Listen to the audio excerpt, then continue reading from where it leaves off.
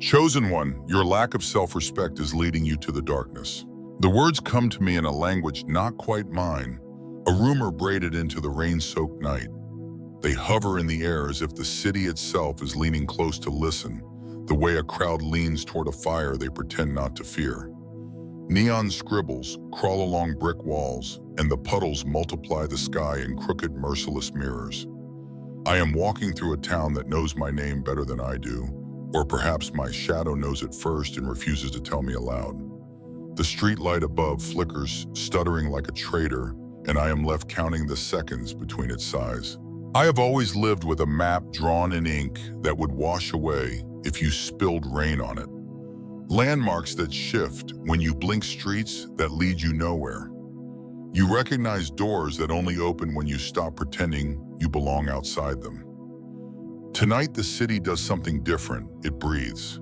It inhales, and when it exhales, the air tastes like old copper and rain-soaked wood, like a church where prayers forgot their wayward parishioners and wandered off into the night, instead chasing shadows that know your name better than you do.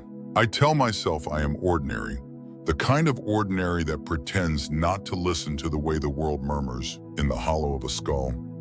Yet the moment the first raindrop slips down the nape of my neck, a current runs through me, the kind that makes a map of the inside of a chest and asks the lungs to redraw their roots. The lines of fate, if such a thing exists, curl around me like a braid I did not choose.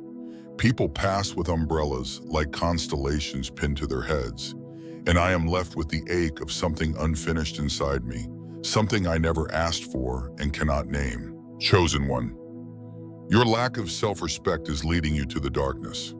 The line returns louder this time, as if spoken from behind a glass of rain. It is not a man's voice and not a machine's algorithm. It is a rumor inside a rumor the wind repeats until it sounds like a verdict. The phrasing is cruelly precise, a blade of truth disguised as a dare. It knows what I have refused to admit, treating myself as a scarab to be inspected, not an ember to be tended. I have learned the art of bending to the world's opinion without ever asking what I want my own life to be. The city, for all its noise, has learned to keep quiet about the things that matter most. The want, the fear, the hunger to be more than a reflection. There is a doorway I come to, sometimes a door that does not belong to a building, but to a memory I carry in my chest like a coin I can't spend. Tonight it sits there as I stand before it, a rectangle of iron and glass smeared with the rain, a mouth that does not speak but waits. The doorman, if he is a doorman at all, perhaps a keeper of thresholds, smiles with lips carved from a shadow. He does not ask for entry fees or stories. He asks for belief. And I feel the old familiar ache, a wish that if I step through, I will not need to pretend my own skin is a costume I can shed at will. The bar across the street glows with a cudgel of yellow light, the kind that makes people look braver than they feel. Inside, a guitar wails a note that sounds like a promise and then shivers into dust. People laugh with a readiness that makes their laughter feel rehearsed, as if the room has rehearsed them into becoming better versions of themselves than the ones who stand outside listening to the rain. I step away from the doorway and toward the bar, toward the ordinary alcohol that promises nothing and everything at once. I tell myself I am here for pragmatism, for the dull comfort of the familiar, for a drink that will steady my nerves enough so I can think clearly about my next move. But the city has a plan of its own for a night like this.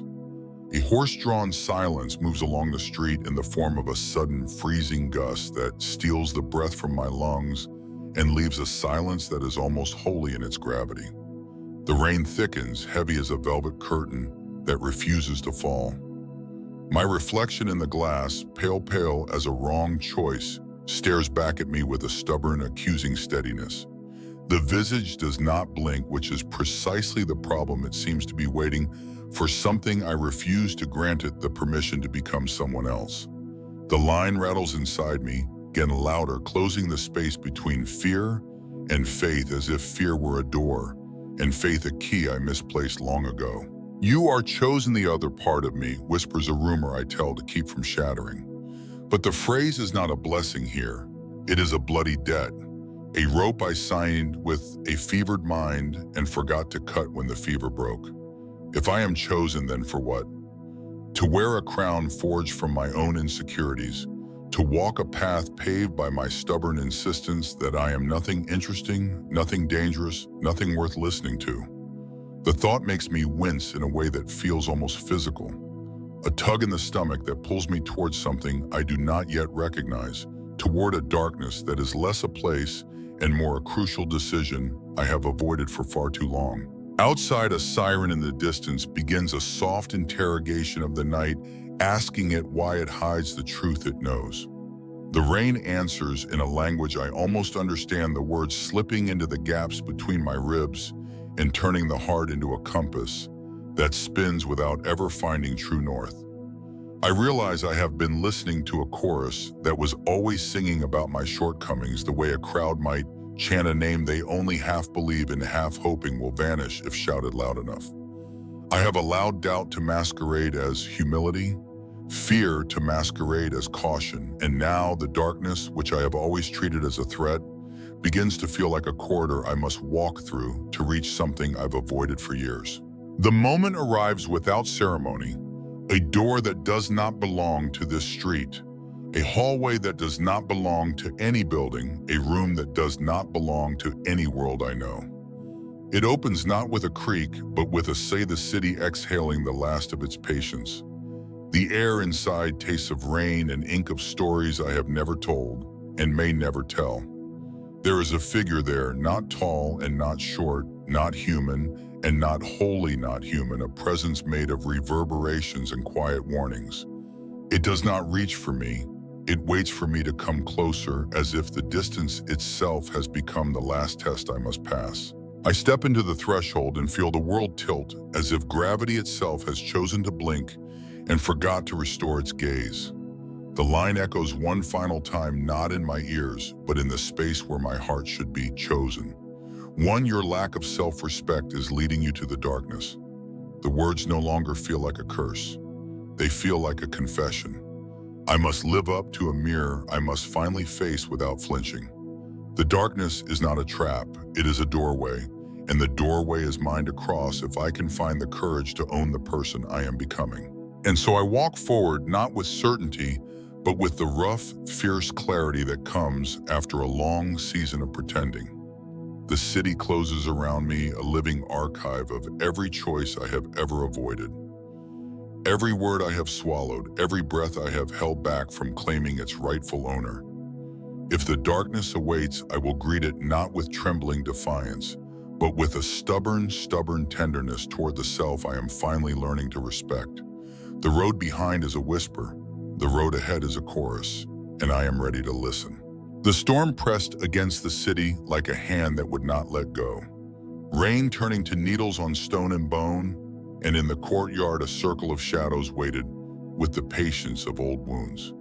He stood there, shoulders clad in weathered armor that had known more hideous days than the sun could ever forgive, and he felt the weight of a reward that did not comfort him, but haunted him.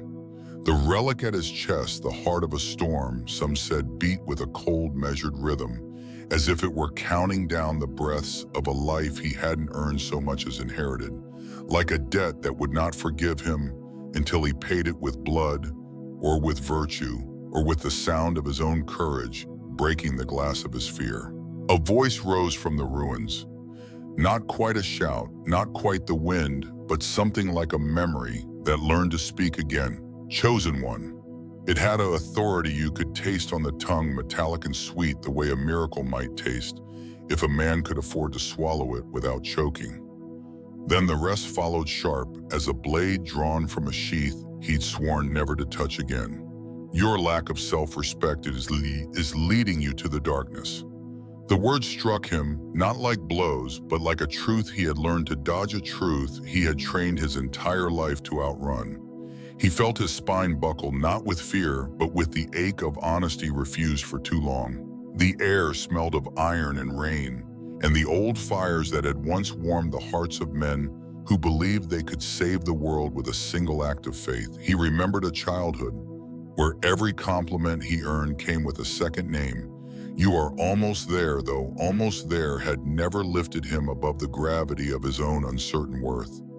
He remembered the looks of men who expected him to be a map, a light, a proof of something beyond him, and he learned to pretend the map existed only for others, not for him. He learned to measure himself against the dark and declare himself deficient, and so he walked day after day into a future he did not even want, because it was promised to him by destiny and structured like a cage.